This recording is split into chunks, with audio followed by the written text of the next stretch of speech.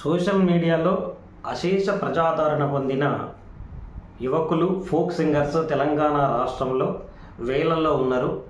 వీళ్లకు సరైన ఉద్యోగ వృత్తి లేదు. ఈ కళాకారులను ఆదుకునే వాళ్ళు లేరు.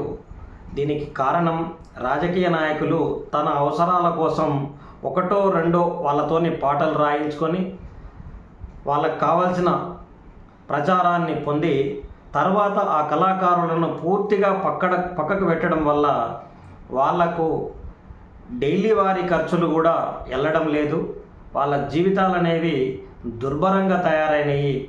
కొన్ని వేల మంది కళాకారులు ఈరోజు కూడా ఆకలితో అలమటిస్తున్నారు అని అంటే ఇప్పుడున్న రాజకీయ నాయకులు వాళ్ళకు వృత్తి ఇవ్వకుండా వాళ్ళ స్వార్థానికి వాళ్ళ పాటలతోని పేరు ప్రఖ్యాతులు గడిస్తూ మంచి పబ్లిసిటీ పొందుతూ ప్రజల్లో ఆదరణ పొందుతూ వాళ్ళను మాత్రం రోడ్డు మీద నెట్టేయడం జరుగుతుంది.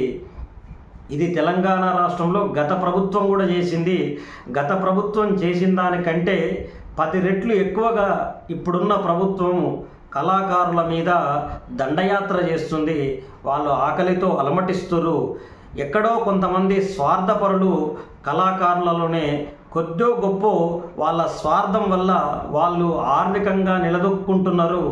ఎవరైతే ఈ అడుగున కళాకారులలో నిజంగా డ్యాన్సులు వేసి పాటలు పాడి కోరస్ వాడి ఇదంతా ఉండే వాళ్ళందరూ అనగదొక్కబడుతున్నారు ఈ ఫ్రంట్ సింగర్ల వల్ల, ఈ పెట్టుబడిదారు సింగర్ల వల్ల. ఈ కళాకారులలో కూడా 4-5 వర్గాలుగా ఉన్నాయి.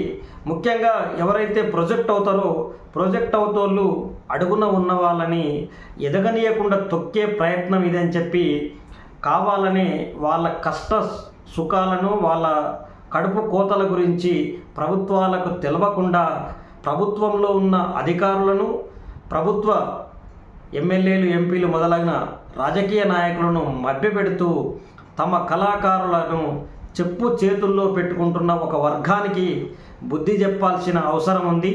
అటువంటి మట్టిలో మాణిక్యాలు స్వతంత్రంగా యూట్యూబ్ ఛానళ్ళ ద్వారా కొంత ప్రాచుర్యంలోకి వస్తున్నారు. అదేవిధంగా సోషల్ మీడియా కూడా వాళ్ళకు కొంత సపోర్ట్ చేస్తుంది.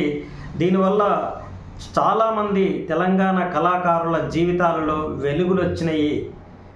దీనికి కారణం సోషల్ మీడియా మాత్రమే, కానీ ఏ రాజకీయ నాయకుడు కాదు, వాళ్ళ పైన ఉండే అధికార కళాకారుడు కాదు. కేవలం వాళ్ళ కష్టమే వాళ్ళ జీవితాలలో వెలుగు నింపుతుంది.